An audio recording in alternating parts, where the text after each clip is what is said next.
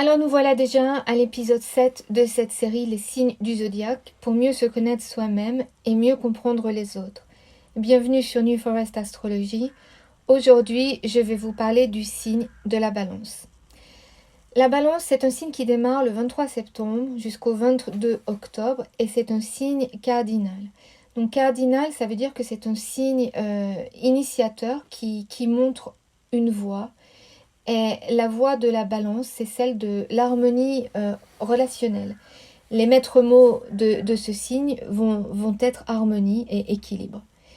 La Balance, signe de l'automne, donc, aborde une saison qui évoque la maturité, la paix, la beauté et l'équilibre, à l'image de cette période d'équinoxe à laquelle il appartient. C'est une saison propice, l'automne, à ce signe d'air, à des humeurs mélancoliques, aux ambiances feutrées, aux couleurs veloutées. On prépare l'hiver qui va arriver, le retour à soi. Et on pourrait penser au poème de Verlaine, Chanson d'automne, et ses violons qui blessent mon cœur d'une longueur monotone. Léger donc le signe de la Balance, comme les feuilles d'automne qui volent au vent, bon ou mauvais. On sent bien dans ce poème très Balance finalement la beauté et la tristesse à la fois. Et c'est pas étonnant parce que Vénus et Saturne en fait régissent ce signe. Donc Vénus d'un côté, la beauté, la légèreté, l'amour, le charme, l'esthétisme, l'art, le raffinement, parce qu'il y a une vraie recherche du beau chez la Balance. Et pas par vanité ou par légèreté comme parfois on peut l'entendre, mais vraiment par besoin, un profond besoin d'harmonie et d'élégance. Et ça va devenir évident par exemple avec un placement Vénus au natal.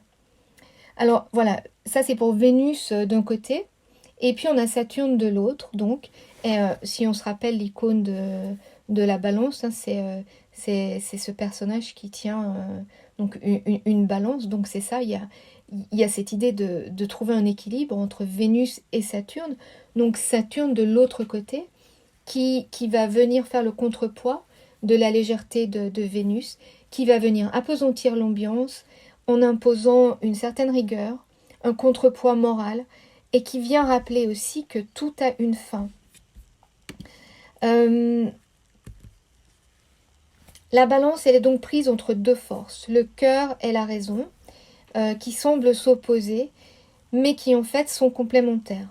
Voilà, elles sont complémentaires quand on parvient à relever le défi qui est celui de trouver le juste équilibre. Donc, d'un côté et de l'autre, il y a une leçon à apprendre, c'est celle de l'intégrité, et que la fin ne justifie pas les moyens. La Balance aussi est rattachée à la maison astrologique 7. Alors la maison astrologique 7, c'est celle qui représente le mariage, les partenariats, les relations en général, mais aussi les ennemis et les disputes. Et ça fait sens parce que c'est le premier signe sur la roue zodiacale, la Balance, qui va s'intéresser à l'autre. On a vu dans le dernier audio avec la Vierge, voilà. La Vierge, c'est cette transition. On a atteint un stade d'évolution personnelle où on est en mesure, voilà, de s'intéresser à l'autre et d'apprendre de l'autre. Donc ça va nous demander de faire travailler notre sens de la diplomatie, nos capacités d'évaluation, notre besoin des autres et de fonctionner à deux. Et toujours en gardant un équilibre. Alors, d'ailleurs, côté santé, on va retrouver une correspondance avec les reins et tous les organes qui vont par paire. Sur votre thème natal, la maison dans laquelle se trouve le signe de la Balance va aussi indiquer dans quel secteur de votre vie vous pourriez vous épanouir avec un partenaire et où vous avez vraiment besoin de trouver un équilibre et de faire des compromis. Par exemple, si vous avez la balance en maison 10 sur votre thème, ça pourrait indiquer que vous allez avoir besoin dans votre carrière de vous associer et de faire des compromis pour trouver un bel équilibre. Alors quand on pense aux relations, on va rentrer dans l'ombre de ce signe en fait, qui est justement qui peut ne pas arriver à trouver cet équilibre et qui va en fait osciller en permanence entre légèreté, pesanteur, Vénus, Saturne, entre joie, tristesse, et à l'extrême entre euphorie et dépression, en tout cas à des humeurs changeantes. Il y a une incapacité à prendre des décisions ou encore une aversion pour les confrontations qui va être telle que, en fait, on va être amené à accepter l'inacceptable et à se retrouver dans des situations qui nous rendent vraiment malheureux pour faire plaisir aux autres, alors qu'il faut commencer par soi-même en fait. C'est là que il faudra aller chercher la lumière du bélier, qui est donc le signe opposé à la balance sur la roue zodiacale, et canaliser l'esprit d'indépendance et d'affirmation de soi du bélier. D'ailleurs, c'est intéressant parce que le maître du bélier, c'est Mars quand même, et l'un des maîtres de la balance, c'est Vénus, et Vénus et Mars, c'est le couple magique, ce sont les amants cosmiques. Donc encore cette idée de trouver la voie du milieu en fait.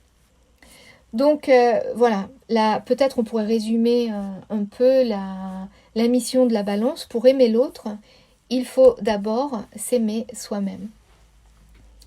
Alors du côté du tarot, puisque le zodiaque et le tarot sont liés, on retrouve le signe de la balance dans l'arcane 8, qui est celle de la justice.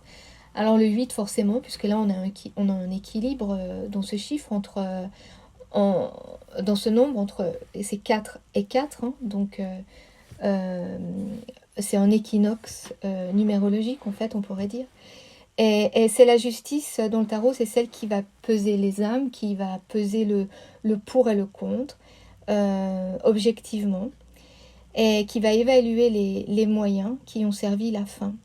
C'est la carte de l'esprit clair et de celui qui a trouvé la voie du milieu. Dans les archétypes de Jung, on va plutôt retrouver... moi, ça me fait plutôt penser à l'ombre de la balance, en fait. On va retrouver la balance dans les traits de l'amoureux. Et l'amoureux, chez Jung, c'est celui qui a viscéralement besoin de l'autre pour exister et qui a cette faculté de tomber amoureux facilement éperdument. L'amoureux ne se conçoit pas seul et son besoin d'harmonie, il va passer par la relation à l'autre. Ça va être l'union du masculin-féminin. Là, on retombe sur ce que je disais il y a quelques instants, Mars et Vénus en fait. C'est la recherche de l'âme sœur, de la part manquante. Par contre, cette quête de soi dans le miroir de l'autre, elle peut entraîner un reniement.